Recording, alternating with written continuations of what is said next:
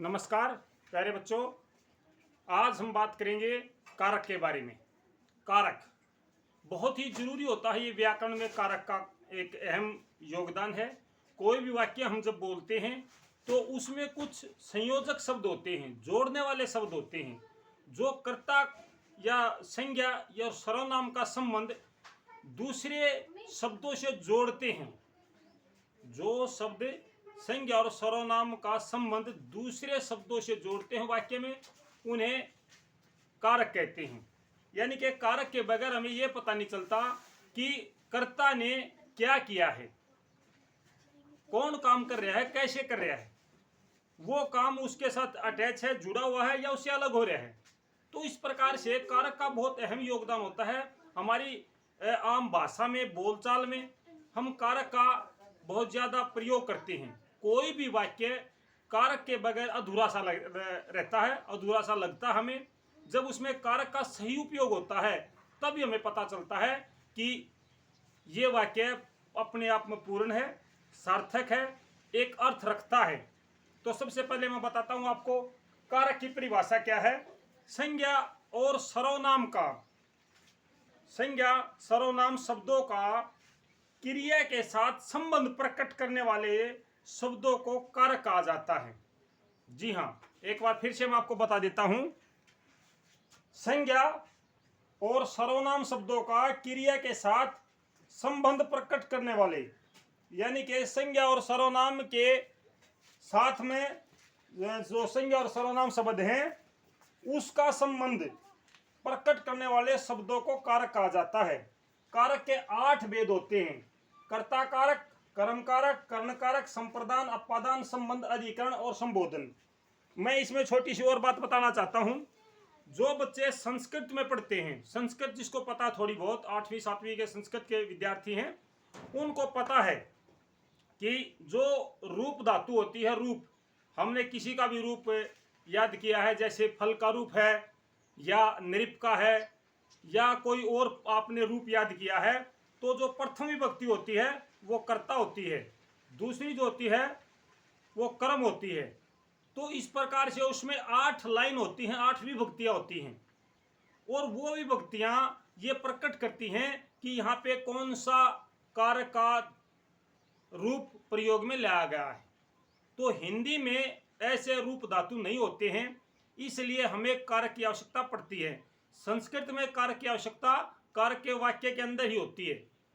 संस्कृत में जब हम हिंदी से संस्कृत में अनुवाद करते हैं तो वो एक अलग प्रकार से होती है। मैं उसके बारे में थोड़ी सी आपको बताना चाहूंगा कि जैसे राम ने, राम करता है, राम ने रावण को, तो राम ने रावण को मारा, राम ने रावण को मारा।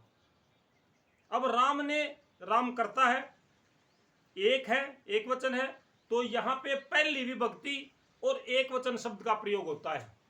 संस्कृत में एक वचन, द्विवचन और बहुवचन होते हैं। हिंदी में एक वचन और बहुवचन होते हैं। हिंदी में एक वचन और बहुवचन होते हैं, संस्कृत में द्विवचन भी होता है।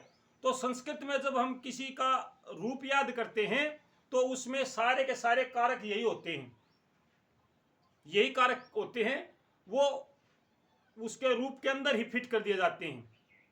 जैसे रामः, तो रामः शब्द राम, इस प्रकार से। तृतीय विभक्ति में आता है रामेण, राम के द्वारा।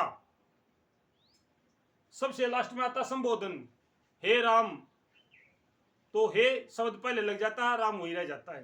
तो इस प्रकार से संस्कृत में इनको उसी के अंदर प्रयोग में लाया जाता है। अब मैं आपको इसके बारे में पूरी जानकारी दे देता हूं। कारक वो होते हैं जिसमें संज्ञा और सर्वनाम का शब्दों का संबंध वाक्य के दूसरे शब्दों के साथ में संबंध प्रकट करता है, उसको हम कारक बोलते हैं। कारक के 8 भेद होते हैं। कर्ता, कर्ता शब्द में कर्ता की पहचान होती है ने, यानी कि जो काम को करता है, उसने जो काम किया है वो ने होता है। जैसे राम ने का प्रयोग होता है, राम ने। कर्म, कर्म में होता है को, राम ने रावण को, कर्ण से के द्वारा, राम ने रावण को धनुष से, धनुष से। संप्रदान, के लिए, सीता के लिए मारा। चार वाक्य को, चार इसके उदाहरण, चारों को हमने एक में फिट कर दिया। राम ने रावण को सीता के लिए धनुष से मारा। इस प्रकार से एक ही वाक्य में सारे ये वो फिट हो जाते हैं। एक वाक्य में सारे के सारे आपके कारक प्रयोग में लाए जाते हैं। तो एक एक की मैं आपको परिभाषा बताऊंगा। सबसे पहले कर्ता, काम करने वाले को कर्ता कहा जाता है। संज्ञा या सर्वनाम के जिस रूप से क्रिया के करने वाले का करने का बोध हो उसे कर्ता कारक कहते हैं। जैसे सार्थक ने कमीज खरीदी, आर्यन चौक लाया, या आर्यन ने चौक लाने का काम किया। कर्म, वाक्य में जिस संज्ञा शब्द पर क्रिया का फल पड़ता हो, वाक्य में जिस संज्ञा शब्द पर क्रिया का फल पड़ता हो उसे कर्म कारक कहा जाता है। इसको को के द्वारा दर्शाया जाता है। राम ने रावण को। करण, कर्ता जिस साधन का या माध्यम से, जिस साधन का प्रयोग करता है या जिसके माध्यम से वो अपना काम पूर्ण करता है उसे कर्ण कारक कहा जाता है। कर्ता जिस साधन या माध्यम से कार्य करता है उसे कर्ण कारक कहा जाता है। कर्ण कारक के विभक्ति के रूप में से के द्वारा प्रयोग में लाया जाता है। से या के का प्रयोग होता है इसमें। संप्रदान, कर्ता जिसके लिए कार्य करता है, कर्ता जिसके लिए कार्य करता है या जिसे कुछ देता है उसे संप्रदान कहते हैं। कर्ता जिसके लिए कार्य करता है या जिसे कुछ देता है उसे संप्रदान कारक कहते हैं। इसमें को के लिए प्रयोग में आता है। अपादान, से अलग होना, संज्ञा और सर्वनाम के जिस रूप से भय, तुलना या अलग होने का पता चलता है। संज्ञा, सर्वनाम, अपादान का मतलब होता है अलग होना, अलग होना किसी चीज से। जैसे पेड़ से फल अलग होता है तो वो अलग हो जाता है उससे, तो अपादान का प्रयोग वहां होता है। पेड़ से फल गिरता है, पेड़ से गिरता है। संबंध, का के की, वाक्य का संबंध जब कर्ता या सर्वनाम से जुड़ा हुआ होता है, जहां पे संज्ञा और सर्वनाम के जिस रूप से दो वस्तुओं व्यक्तियों के बीच संबंध का बोध हो उसे संबंध कारक कहते हैं। जैसे का के की, रा रे री, इस प्रकार से। अधिकरण, संज्ञा के जिस रूप से दो क्रियाओं के आधार, समय और स्थान का पता चले उसे अधिकरण कारक कहते हैं। संज्ञा के जिस रूप से दो क्रिया के आधार, समय और स्थान का आदि का पता चलता है उसे अधिकरण कारक कहते हैं। इसमें में पर, इस वाक्य में में और पर लगता है। जैसे पेड़ पर बंदर बैठे हैं, बंदर पेड़ पर बैठे हैं, यानी कि पेड़ पर का प्रयोग हुआ। या इसमें में का प्रयोग हो सकता है। सुनील बस में बैठ गया। संबोधन, संबोधन हे अरे, किसी को जब हम पुकारते हैं, बुलाते हैं तो संबोधन करते हैं उस रूप में, उस रूप में उसे संबोधन कारक कहा जाता है। इसमें विस्मय सूचक या संबोधन सूचक विभक्ति का प्रयोग होता है। हे अरे, इसके शब्द के प्रयोग के बाद में विस्मयादि बोधक जो शब्द है हमारा चिन्ह विस्मयादि बोधक, इसका प्रयोग होता है। हे अरे ओ, इस प्रकार से हम इसके बाद में इसका प्रयोग करते हैं विस्मयादि चिन्ह का संबोधन के बाद में। तो आज ये कारक थे, मैं एक बार फिर से आपको दोहरा देता हूं। कर्ण और अपादान, कर्ण और अपादान में बहुत कम अंतर होता है। कर्ण कारक और अपादान कारक दोनों में से विभक्ति का प्रयोग होता है। कर्ण कारक में से किसी साधन या सहायता का सूचक होता है, जबकि अपादान में अलग होने का होता है। राम ने रावण को धनुष से का प्रयोग हुआ है, माध्यम है।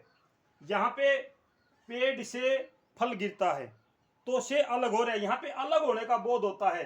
हालांकि दोनों में से का प्रयोग है लेकिन यहाँ उसका संबंध होता है, यहाँ वो अलग हो रहे हैं।